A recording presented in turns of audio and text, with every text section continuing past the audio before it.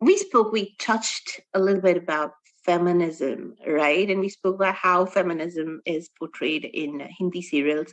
But let's talk a little bit more about it. We touched upon the fact that isn't this disservice to feminism? And you agreed with me. You said it is Yes. disservice to feminism quite a lot. Yes. I believe it's a chicken and egg story, Nilanjana, because unless you show these women what their rights are, and you're talking to somebody like me. I've lived across the world. I've been in countries where women are not even treated human. But unless you tell them they're human, they're never going to know they're human. It's a chicken and egg story. One end of the story is, we serve them what they're most willing to hear or listen to. The other end is you serve them what they're not willing to listen to in the hope that they start listening to it. Even if it permeates them 1% at least, it is that 1%. How do you think that's going to work? So it takes two. Okay, it takes a creator and it takes a broadcaster. Like I said, if Danish Khan was not heading Sony, the show would have never happened because I don't see anybody else greenlighting it at all. Okay. No, because I have huge amounts of respect for him because a lot of women don't get what should be done. Most of the creators, television show creators, are female, and yet, and empowered females. They're running their own companies, they're doing all of that. But for whatever reasons, business reasons or value systems, I don't know. But there are very few who will have this conversation even offline. Forget about, making content like that. But having said that, if there are enough creators who want to do it, you need a partner in the broadcasting universe to back you on that. And by backing it, like you said, one dharkan is not going to do anything. It's absolutely not going to do anything. It can't. For me, even if 10 women watched it from those hundreds that watch Anupama, even if 10 watched it, that's a start. But it has to be a consistent delivery, right? A channel has to decide that there is this one slot, that on which we will do responsible storytelling. We will earn the money elsewhere. I think if the will is there, of course you can do it. I wish, like, Sony does not have the kind of GRPs that other channels have. Yet they're experimenting. That takes a lot of... And I have to give it to Sony. I mean, we see it across channels. Whatever Sony produces and the kind of stories they put out there are definitely more realistic. They're more true. They're not over-the-top Saas Bahu dramas. They're realistic stories. In whatever form they're presenting, they are staying true to the fact that different stories need to be told, and none of them are Saas Bahu drama. I think they do want to also have a different kind of female protagonist, But the thing is that consistently, if this is done, and the audience needs to be, brave. I think it requires some amount of bravery on the part of the audience also, because a broadcaster has to be brave, a creator has to be brave, but even the audience has to be brave enough to actually go out there and watch it. Because you see, the thing is, what you're saying, that a lot of women don't know that it is their right. Okay, that is what Anupama is addressing. That is what maybe a Kyunki Saas addressed. But if you're talking about addressing a step further, right? On OTT, I see a possibility of that, a huger possibility, because that is a personal screen. It is not a shared screen. Yeah, but then let's just look at this issue. My issue is not that they're not women oriented shows. Even Sony has women oriented shows. Sony's doing a good job presenting a lot of women oriented shows. So do other channels. They bring across these women oriented shows. There's a show on Colors where this is a woman who's a spy. There's a show where they show really brave women like Meet on ZTV, right? But the feminism that these women represent is so fake. Just a lot to do with showing women that can wear pants, showing women that can have careers, showing women that educate themselves is not feminism. Yeah, there is so much more to feminism that a lot of writers just don't get. That Just is don't true. get.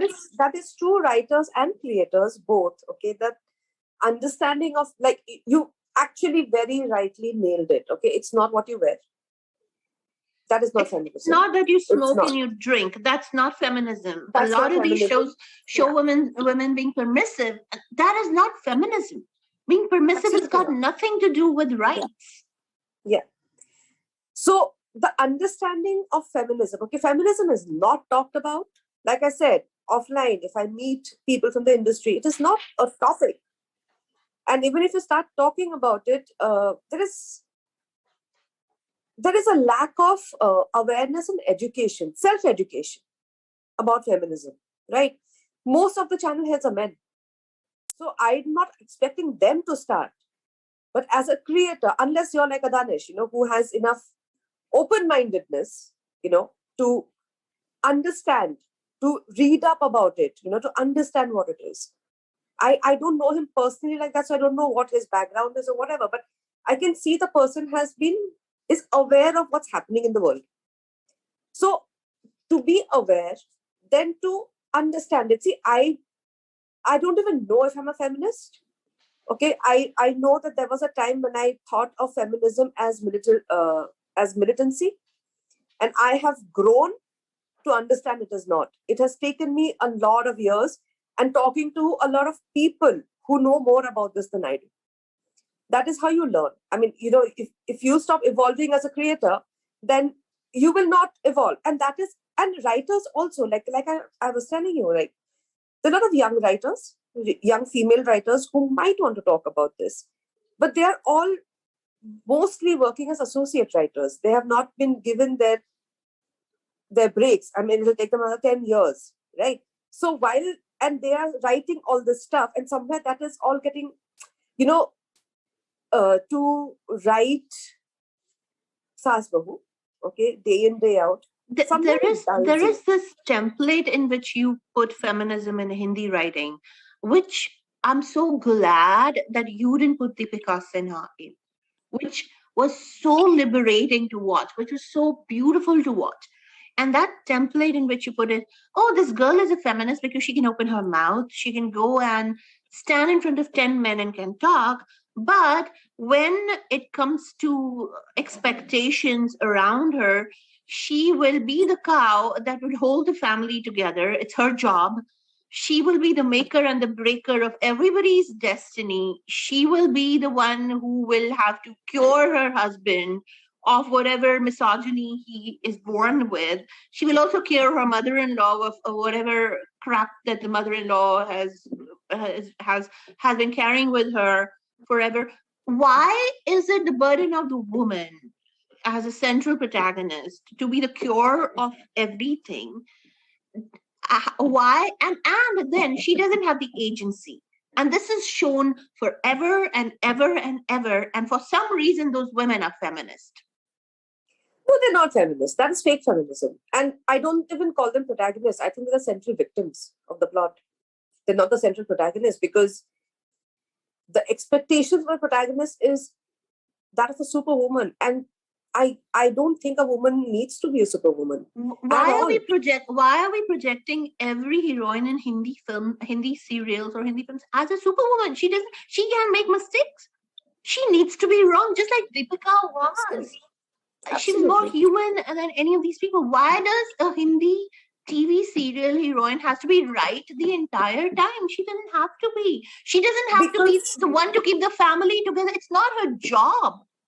Why are you putting it upon one woman? And why is it the job of one woman to keep like 14 families together in a serial? Why? And why is this entire romanticism with like joint families? What is this romanticism with joint families? If people are happier living alone on their own as nuclear families and have a great relationship with each other, why isn't that okay? so that's again, like, the service that we do, right, is we try to make the woman a superwoman by sacrifice, a sacrificial superwoman. Then we cling on to the holy grail of marriage and family, because apparently no matter how toxic it is, you have to be in it because that is the be all and end all of everybody's lives. And yeah, the joint family setting, it is unreal. Firstly, in urban cities, there are no such joint families, and even if they are, they work as a mass of nuclear families. Like, they all live in different floors. I know families that are joint families, but they're also nuclear families living in the same building, not sharing their space and lives all the time. So there is this. It is in that sense is a template. The template that started with "Kyunki Saas Bhi Kahi Bahu Thi" is continuing to How many years ago was that serial? 22 years ago. You think things haven't moved in 22 years? No. The world has moved on. Why not Hindi serials? Like I was telling you that I don't know if it's a correct analysis, but like I was saying, the TV is moving into smaller homes and smaller towns and lower Even economic though status, smaller whatever. town people are more exposed to more content on the internet today. So that is what the strategy team, and where the broadcasters have to understand that they have to do the research and they have to and it's not that people haven't tried. Okay, I mean, once in a while there will be that one show, but the lack of patience. See, a one show will not redefine anything unless it's a runaway hit. So Anupama is a runaway hit, and people are trying to make versions of it. But because Anupama is, I really respect the writing team of Anupama. I have great respect for them because I think they have been able to kind of navigate the traditional and the conservativeness, and bit by bit, push the envelope little bit. No other show has been able to do that in the last 2 years. But the thing is that if Anupama is an outspoken woman after 400 episodes, then the next show should do it in 100 episodes, and then you start with that. I mean, that should, if you want to do that, right? If as a channel you think that there is an audience for shows like this, then do that. Don't then do shows about two women fighting over one man. And that is the dichotomy that you see. It's the programming of most channels is very fractured. There will be that one lip service show, or there will be that attempt. Let's say, let me not be so cynical. There will be that attempt. But if a Meet is not doing a 2.5 and a Kundli Bhagya is, I don't know what Meet's future is. So unless you do Meet and then one Meet here and then one Meet here, and then okay, one doesn't work, replace it with another Meet. Don't give up. Channels are not built overnight. I mean, that's the expectation that people have, that within this financial year we need to, or in this quarter we need to, because strategy is coming mostly from market research. It is not coming from any kind of conviction or gut. So yeah, I mean, it's not what you're saying, that is it going to change. It's going to take someone from the broadcast side to say that I have deep pockets and I will stay at it. But the whole the joke is on them, because they're basing their entire strategy on research, which is done by them, where they're making money doing the same research, which is run by them. Yes. So literally, they own the research, they're doing the research, they are literally building that research based on which they're making shows, and they're saying, we can't do anything about it because the research said it. But hey, guys, you're a party to that research. No, I think all the strategic teams suffer from confirmation bias. Yes. They're just looking to confirm. I was coming to that. It's also a lot of comfort. You're right. It's confirmation bias. It's a lot of comfort. It's worked for 22 years. Why should we change it? But they don't realize the audience has changed. Even in the smallest of the smaller towns with internet, especially in India where everybody has cell phones, they're exposed to much more open-minded content than this already. Yeah. And for a country where I think 65% or 70% of your population is below the age of 35, what are you guys doing? So getting the younger audience has always been a challenge on TV. It's not new. Okay. I think there was just that one golden period of 2000 to 2005 where the entire family, we used to call it 5 to 65, 5 to 75. Everybody was watching and they were all watching Ki Bisagi Kari Hoti and so on and so forth. But that kind of started, they started weaning off. And after that, it's been a challenge to get the younger audience on television. And now with catch-up TV on OTT, it's not going to happen. They're not going to come back. So the average viewer age is also going up. Like it became 25 plus, then it became 35 plus, but now it's mostly 45 plus. So it's just going, and even 45 plus is discovering OTT in urban cities. So it's just, but the thing is, but yet, I mean, having said all of this, I do think TV will become more and more conservative because the only viewership they will have is women without phones. Eventually, in the next 5 years, women who are not allowed to own phones will be the people watching GC. And that's going to happen in the next 5 years. But when that happens, then you can literally give them what they want, right? You can actually serve them better content. When I say better, is more content that will open their minds. It takes a social entrepreneur or a social innovator for that, a social leader, let's say. Okay,